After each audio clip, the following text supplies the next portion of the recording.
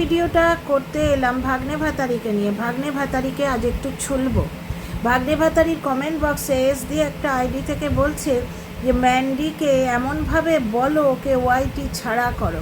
হ্যাঁ রে, ওই আইডি তুই ধর শুয়ে আছিস, এমন সুনামি এলো তোরা ভেসে চলে গেলি, তোদের পৈতৃক ভিটে থেকে তোরা ছাড়া হয়ে গেলি, কেমন লাগে?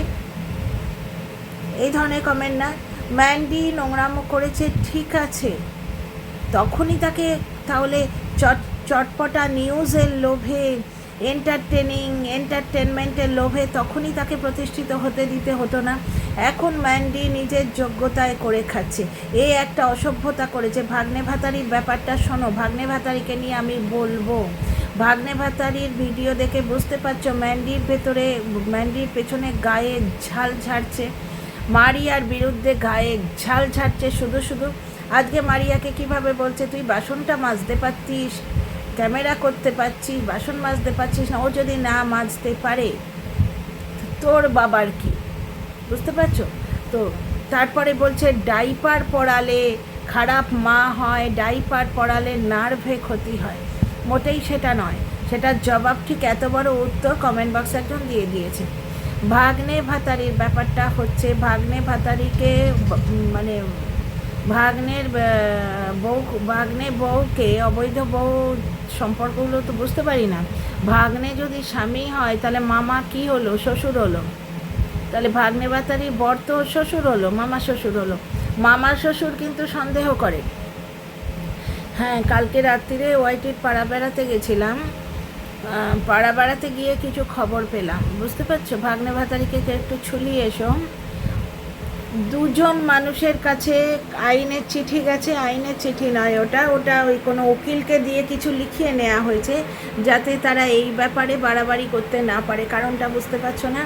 ওই দুজনের কাছে ওই গ্রুপের মধ্যে কি কথা হয়েছে সবটা পৌঁছে গেছে।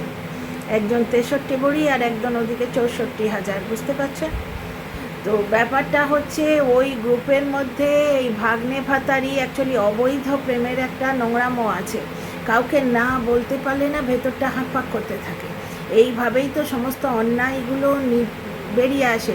পুলিশ যখন কিছু প্রুভ করতে না পারে তখন পুলিশ কি করে বলো তো? স্বীকারোক্তির দিকে যায়। ভাগ্নে ভাতারির স্বীকারোক্তি আছে। এবং ব্যাপারটা হচ্ছে যে ওর যে কপিগুলো 63, 64 এবং আরেকজনের কাছে পৌঁছে গেছে, সেখানে এটা আছে, ভাগ্নে ভাতারি লিখেছে যে আমার মামা শ্বশুর, মানে ও তো অদ্ভুত ব্যাপার স্যাপার। ভাগ্নে যখন বর তখন মামা শ্বশুর, শ্বশুর শাশুড়ি কী হবে ভাই তোমরা ঠিক করো। তো বলছে আমার মামা শ্বশুর মানে ওর বর আর কি, ওর মানে ওর পেট বর, যে যার টাকায় জল গরম হয় না পয়সার জন্যে, ওকে এখনও রেখেছে বাড়িতে, সেই ওর পেট বর নাকি ওর গ্রুপে কি লেখা, ওরা কি কি কথা বলে সেগুলো চেক করে। সুতরাং ও লিখেছে গ্রুপের মধ্যে যে ভয়েস মেসেজ দুটো স্পেশাল পার্টিকুলার কিছু ভয়েস মেসেজ আমি ডিলিট করছি যেখানে ভাগ্নের ব্যাপারে বলা আছে। আর ওদিকে ভাইজি যেখানে দালাল, ভাইজির কি মুখ গো, এদের বাড়িতে সবকটা দজ্জাল এবং নোংরা। ভাইজি বলছে আমি দালালি কেন করব, আমার বাপ মা আমায় খেতে দিচ্ছে না রে। তোর আজকে আকাশ পাপড়ির সম্বন্ধে যেটা বলছে সেটা তো তোর ভাইজির সম্বন্ধে বলা চলে। তোর ভাইজি চ্যানেল তোলার জন্যে তোর দালালি করছে, বুঝতে পারছো? চ্যানেল তোলার জন্যে। তো ব্যাপারটা হচ্ছে একটা জিনিস দেখো, আকাশ পাপড়ি আজ ম্যান্ডিকে থাকতে দিয়েছে বলে বলছে যে এদের আত্মসম্মান বোধ নেই, ম্যান্ডিকে দেখিয়ে পয়সা তুলবে বলে। ওরা তো আত্মীয়র মধ্যেও পড়ে। ম্যান্ডি ওদের নামে কত কিছু বলে রেখেছে, তাও ওদের থাকতে দিয়েছে। তা সে তো তোরাও করেছিলিস, সোনার লকেটের লোভে ম্যান্ডিকে বাড়িতে এনেছিলিস, ওপরে গিয়ে ভাগ্নেকে দিয়ে ভিডিও কলে কথা বলিয়েছিস। যাই হোক, গ্রুপের মধ্যে কিছু স্বীকারোক্তি ছিল যেগুলো ওর মানে স্বীকারোক্তিগুলো যেগুলো, ওগুলো তো ভয়েস মেসেজ রূপে এসেছিল। আর এমনি যে কথাগুলো সেগুলো তো এমনি মেসেজ রূপে রয়েছে, সেগুলোতে রয়েছে 63, 64 কাছে পৌঁছে গেছে। সেখানে লিখেছে আমার মামা শ্বশুর মাঝে মাঝে চেক করে তো গ্রুপের মধ্যে আমরা কি আলোচনা করছি। তার মানে সন্দেহ করে, ভেড়াটা সন্দেহ করে। তো যার জন্যে এই পার্টিকুলার কিছু ভয়েস মেসেজ ডিলিট করলাম। এরকম লেখা রয়েছে, এগুলো পৌঁছে গেছে কার কাছে? 63-র কাছে পৌঁছে গেছে, 64-র কাছে পৌঁছে গেছে। অনুপমা মিশ্রা বলে একটা আইডি এই ভাগ্নে ভাতারির সঙ্গে টিনার তুলনা করছে। কি অসভ্য এরা না! নামটা শুনেই মনে হচ্ছে যথেষ্ট বয়স্ক। তো একটা জিনিস দেখো, তারপরে শোনো, তারপরে 49-এর সঙ্গে কথা বলে জানার চেষ্টা করছিল যে ঠিক কতটুকু জানে, বুঝতে পারছো? অ্যাকচুয়ালি লোকে এখন সন্দেহ করছে এই ভাগ্নে ভাতারি ম্যান্ডিকে এবং মারিয়াকে নিজেদের মধ্যে লাগিয়ে দিয়ে ওদের বিজনেস থেকে হটিয়ে ওই বিজনেসগুলো নিজে করবে, সেটা প্ল্যান করেছিল, বুঝতে পারছো? যার জন্যে মারিয়ার পেছনে লাগলো, মারিয়ার বিজনেস খেলো। এবং ম্যান্ডি কথা বলতে বলতে সেদিন কাঁদছিল। আমি ম্যান্ডির হয়ে বলছি না, কিন্তু এটা মনুষ্য সাইকোলজি। 24 ঘন্টা ম্যান্ডির পেছনে যেভাবে ও হাত ধুয়ে পড়ে আছে এবং ওর দর্শকরা চাইছে যে বলে বলে ম্যান্ডিকে ওয়াইটি ছাড়া করো, ঠিক যেমন অনুপমা মিশ্র, তারপরে বর্ণালী, জানা এরা চাইছে শাশুড়ি নিয়ে টিনা 5 বছর শুয়েছে, ঠিক আছে, সেই স্যাক্রিফাইস কেউ দেখবে না। 1,17,000 টাকা দিয়েছিল, সেটা হাত মোচড়ে কেড়ে নিয়েছিল এই অসভ্য ছোটো লোকটা, সেগুলো কেউ দেখবে না। কিন্তু টিনাকে তিলোত্তমার মতো রেপ করে খুন করা হলো না কেন? এরা চাইছিল বলে বলে টিনাকে ওয়াইটি ছাড়া করতে। মানুষ নিজের যোগ্যতা দিয়ে ওয়াইটিতে করে খায়। আর একটা জিনিস জানো তো, কোনো মানুষের পেছনে কেউ যদি হাত ধুয়ে পড়ে যায়, দর্শকদের এবং আমার মতো কিছু মানে নির্দল ক্রিয়েটার যারা কোনো দলেই নেই, নির্দল প্রার্থী ক্রিয়েটার যারা, তাদের স্নেহ বা মমতা তার দিকে পড়ে।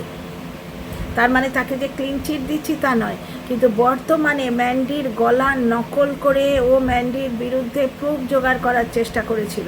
ওই যে ম্যান্ডি যে কল রেকর্ড যেটা ছেড়েছিল, ওটা ম্যান্ডির পেছনে প্রুফ ছিল যে রাহুলের সঙ্গে আবার সম্পর্ক আছে, এটা প্রমাণ করার চেষ্টা করছিল। যেখানে ম্যান্ডির কিন্তু একমাত্র রুটি রুজি হচ্ছে ওয়াইটি, এবং যার জন্যে ও জান দিয়ে দিচ্ছে সারা দিন। দেখো, ব্লগিং করা, এডিট করা, আমি নিজেও তো একটা চ্যানেল চালাই। আজ আমার ভিডিও করতে ইচ্ছেই করছিল না, কিন্তু ম্যান্ডিকে দেখেছো কোনো দিন ভিডিও দেয় না ওইরকম। টিনা কিন্তু মাঝে মাঝেই ভিডিও দেয় না, তাতেও এদের গায়ের জ্বালা। অনুপমা বিশ্বর একবারে পেছনে এত কুটকুটি ধরেছে। টিনা দুপুর থেকে ব্লগ করছে মানে ফোকলার সঙ্গে শুতে গেছিলো। অসভ্য এরা। অ্যাকচুয়ালি এদের অন্য লোকের সঙ্গে শোবার ইচ্ছে ছিল, সেগুলো পূরণ হয়নি। লোককে বলে সেই জ্বালাটা মেটায়। আজকে ফোকলার সঙ্গে টিনার সম্পর্কটা প্রমাণ করার জন্যে এই ভাগ্নে ভাতারি অগ্রণী ভূমিকা গ্রহণ করেছে। তারপর ফোকলা প্রথমে সেই ভাগ্নে ভাতারির সঙ্গে যোগাযোগ করেছিল, বুঝতে পারছো? মানে এর যে কতগুলো ভাতারি কে জানে। এ এখন হুলকে নিয়ে পড়েছে। ওই মানে ও হুলকে নিয়ে এই জন্যেই পড়েছে যাতে ম্যান্ডির পাস্টটাকেও ভুলে না যায়। রাহুলকে যখনই লোকে দেখবে বা রাহুলের কথা শুনবে, রাহুল এমন কিছু ব্লগার নয়। এই ভাগ্নে ভাতারি কথায় কথায় বলতো না যে আমার কন্টেন্ট হবার ওর যোগ্যতা নেই। রাহুল এমন কিছু ব্লগার নয় যে ওকে নিয়ে তোমার করতে হবে, কন্ট্রোভার্সি করতে হবে। ভাগ্নে ভাতারি এখন হাত ধুয়ে ম্যান্ডির পেছনে পড়েছে, ভালোই তো হয়েছে। মানে বিনা পয়সায় একটা কন্ট্রোভার্সি ক্রিয়েটার পোষা হয়ে গেল ম্যান্ডির। যত ম্যান্ডির সম্বন্ধে বলবে, ম্যান্ডির ভিউও বাড়বে, দেখো ভিউও বাড়বে, বুঝতে পারছো? অ্যাকচুয়ালি ম্যান্ডি যা করছে তাতে জ্বলে পুড়ে ছাই হয়ে যাচ্ছে। কারণ ম্যান্ডি সোমনাথের গা ঘেঁষে বসে ভিডিও করতে পারে। ম্যান্ডি তোমার সোমনাথের সঙ্গে ডিপি দিতে পারে, কিন্তু ও মামা শ্বশুরকে কিন্তু এক তলায় মানে এক ফ্রেমে বন্দি করতে পারছে না।